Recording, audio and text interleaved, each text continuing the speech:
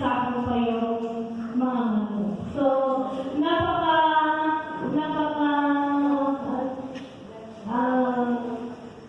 hindi po maman si Manong Buwit.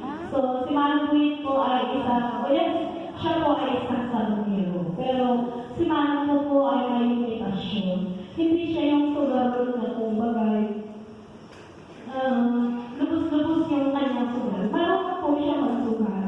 Marunong po siya ma-limit kung hanggang saan lang po ang kanyang kaya. So, ang masasabi ko lang, si